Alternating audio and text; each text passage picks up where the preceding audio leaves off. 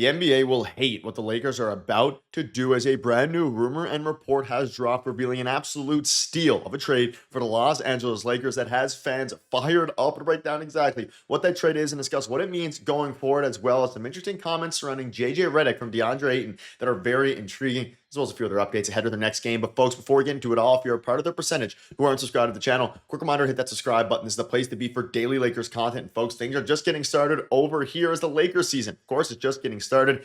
And folks, this has been a great season thus far. They're dealing with injuries to LeBron, Luka, Gabe Vincent, all these guys missing time, but they have found contributions from a ton of different players, and it really has Lakers fans and myself, everybody, right? Their hopes pretty high about this team when healthy.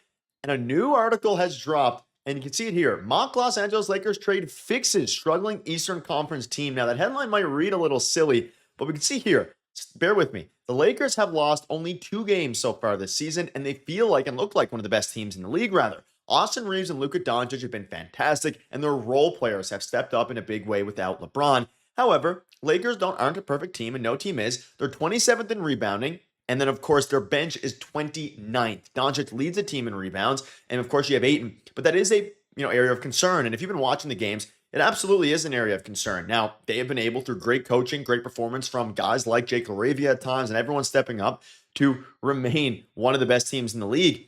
But a new mock trade has dropped here, revealing a trade with the Magic, who are only 3-4. And I want to get your guys' thoughts on this because it is very interesting. Now, you might be saying, okay, why make a trade this early in the season? All these different things. And this might not be a trade that happens right away, but the Magic need offense, and the Lakers can absolutely address the rebounding. Orlando receives Jared Vanderbilt, Dalton Knecht, and a 2031 second, and the Lakers receive Goga Bitadze and Jet Howard. So in exchange for taking on Jared Vanderbilt's remaining contract, the Magic get a second-round pick. Now, I don't love the the idea of giving up Jared Vanderbilt. He has been pretty interesting this year. Is obviously a very good defender and someone that JJ Redick values highly. So you can kind of take him out of the deal if you want and structure the framework of Dalton Knecht in a 2031 second for Goga Bitadze. And that's where I want to get your guys' thoughts on this because I actually really like this deal. Now, obviously, Dalton Knecht this year is averaging 7 points a game and not doing too bad. Not doing great either. Pretty poor from the three-point range. But Goga Bitadze is a very serviceable forward on a very serviceable contract. And for the Magic, Knecht would obviously offer some skill here. But for the Lakers, he is a very good backup center. And, of course, you have Jackson Hayes. But, I mean, you can look at it here. Very, very interesting. He's averaging this year 7 points, 6 rebounds, and he's played off of the bench. Obviously, last year he started 42 games, and he can, he's not much of a shooter, but he's just a guy who can play. I mean, he could play the 4, he could play the 5, not really going to play the 3. And I think this would just make a lot of sense, and I view it as a bit of a steal here. Now, I don't know if the Lakers are going to want to give up Dalton Knecht, all these different things, but if you can get something right now, like this team is looking special thus far this season, right? I really like the way they're looking. And of course, they do need some help on the glass. Now, Jackson Hayes hasn't been necessarily horrible this year by any means, but at the same time, like Dalton Knecht started 1 game due to injury. I'm not a huge fan of Knecht if you're watching the channel, but Goga Bitadze is a reliable center who recently, had a very good year last year, and he's always been one of the better backup centers in the NBA. And if he could join the Lakers, you then have a very, very solid, foundation here for, your front court. And it's very intriguing. Now, Jackson Hayes this year, obviously he's okay. He's averaging about 5 points, 4.6 rebounds. And you could argue that maybe, he's not a huge upgrade. But you see here for the Lakers, Bitadze would be a massive front court upgrade over Jackson Hayes. Let me know down below your thoughts on that. Give them some peace of mind when Ayton sits. For the Magic, gives them a chance to get some 3-point shooting.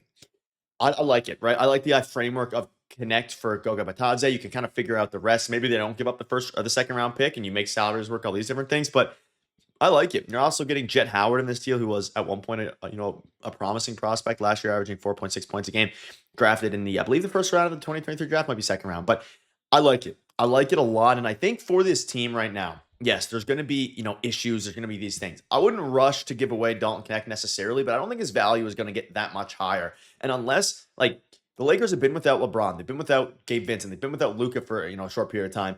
If Knecht hasn't been able to step up yet, which he hasn't been, I wouldn't be opposed if the trade comes up to package him to get a guy, what you're going to get, right? You just know what you're going to get with Goga Bitadze. He's a very good rebounder. He can't really stretch the floor. Now, you could say it's redundant with him and Jackson Hayes. That would be a valid point.